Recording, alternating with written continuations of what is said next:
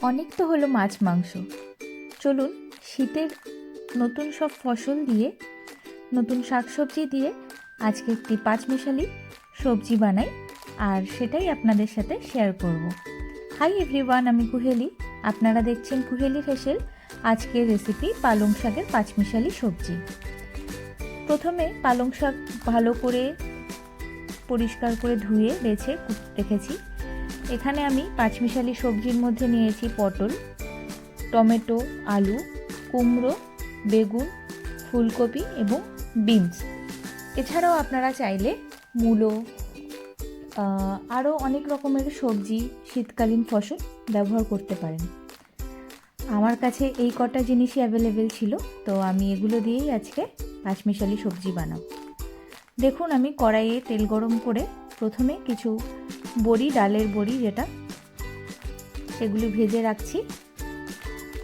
এবারে এই কড়াইতেই বড়ি ভাজা তেলেই আরও কিছুটা তেল অ্যাড করে দিয়ে দেব আলু। আলুগুলিকে প্রথমে একটু ভালোভাবে ভেজে তুলে রাখবো। মিডিয়াম টু লো ফ্লেমে খুব ভালো করে এপিট ওপিট নেড়ে একটু সময় নিয়ে, যেহেতু আলু সিদ্ধ হতে একটু টাইম লাগে, তাই কিছুটা লবণ দিয়ে ভালোভাবে ভেজে আলুগুলিকে তুলে রাখছি। আলু তুলে নিয়ে ওই তেলেতেই একটু গরম জলে ফুলকপি ভাপিয়ে রেখেছিলাম, সেই ফুলকপিগুলি ভেজে তুলে রাখবো। এখানে কিন্তু আমি একদম মিডিয়াম ফ্লেমে সমস্ত সবজিগুলি আলাদা আলাদা করে ভেজে নিচ্ছি। একটু লবণ ও হলুদ দিয়ে দিলাম, তাহলে সবজির মধ্যে ভালোভাবে লবণ ও হলুদ ঢুকে যাবে। দেখুন, ফুলকপিগুলি আমার ভাজা কমপ্লিট। এবার ফুলকপিগুলোকেও আমি তুলে রাখবো।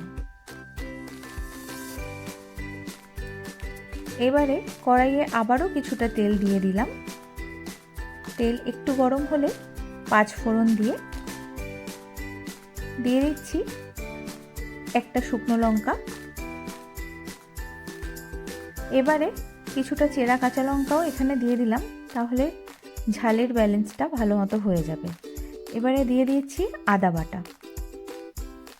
আদা বাটা দিলে দেখবেন খুব ছিটকায়, এই জন্য আমি একটু জল দিই, তাহলে কি হয়, এই মশলাটা আর ছিটকায় না, গায়ে তেল ছিটে আসে না। তো সামান্য জল দিয়ে এবার আদাটা ভালোভাবে কষিয়ে নিচ্ছি। ভালোভাবে কষিয়ে নিলাম, তেলের কাঁচা গন্ধ নেই এখন আর আদার। এই সময় আমি দিয়ে দিচ্ছি কিছুটা হলুদ। এবার দেব পরিমাণ মতো লবণ। যেহেতু সমস্ত সবজিগুলি আমি একটু লবণ দিয়ে ভেজেছি, তাই লবণের পরিমাণটা মাথায় রেখে দিচ্ছি। এবারে বাকি যেই সবজিগুলি ছিল সেগুলি ভালো মতো মশলার সাথে কষিয়ে ভেজে নেব। এখানে আমি একটু ভালোভাবে নাড়িয়ে চাড়িয়ে মিডিয়াম ফ্লেমে ঢেকে ঢেকে রান্নাটি করব। ঢেকে দিলে খুব তাড়াতাড়ি সবজিগুলি নরম হয়ে আসবে। ঢাকনা তুলে নিয়ে আবারও ভালোভাবে নাড়িয়ে নিচ্ছি, যাতে সমস্ত সবজির গায়ে ভালো মতো তাপ লাগে। এবারে সব শেষে দিয়ে দিলাম বেগুন। আগে বেগুন দিলে বেগুনটা খুব তাড়াতাড়ি নরম হয়ে ঘেটে যেতে পারে, সেই জন্য আমি সবার শেষে বেগুনটা অ্যাড করলাম। দেখুন, ভালোভাবে আবারও মিশিয়ে নিয়েছি সমস্ত মশলার সাথে। আবারও একটু ঢেকে দিয়েছিলাম, তাতে তাড়াতাড়ি সবজি নরম হয়ে খুব তাড়াতাড়ি ভাজা হয়ে যাবে। এইভাবে একটু সময় নিয়ে নেড়ে চেড়ে দিয়ে দিলাম আগে থেকে কেটে ধুয়ে রাখা পালং শাক। পালং শাক দিয়ে আবারও একটু ঢেকে দেব, যাতে স্টিমে পালং শাক নরম হয়ে যায় এবং কমে যায়। দেখবেন পালং শাক ঢেকে দিলে কিছুক্ষণের মধ্যেই পালং শাক থেকে জল বেরিয়ে আসে এবং অনেকটাই পরিমাণে কমে যায়। আমি খুব বেশি আর জল দিইনি, একদমই জল দিইনি, কারণ পালং শাক থেকে অনেকটা জল বেরিয়েছে। এবারে ওই জলেতেই দিয়ে দিলাম আগে থেকে ভেজে রাখা আলু, যাতে সমস্ত সবজি একইভাবে সিদ্ধ হয়ে যায়। এই সময় আমি কিছুটা বড়ি দিয়ে দেব, কিছুটা গোটা বড়ি দেব, যাতে এই পালং শাক থেকে যে জল বেরিয়েছে সেই জলে বড়িগুলো একটু ভালোভাবে ভিজে ফুলে ফেপে ওঠে। এইবারে স্বাদ ব্যালেন্সের জন্য একটু দিয়ে দিলাম চিনি।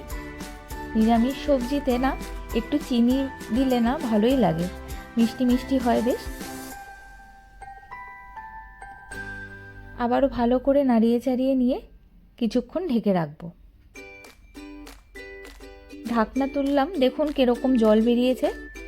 এবারে আর বিশেষ কিছু কাজ না, শুধু ভালোভাবে নাড়াতে হবে যাতে তলায় না লেগে যায়, আর এই জলটা একটু শুকিয়ে নিতে হবে।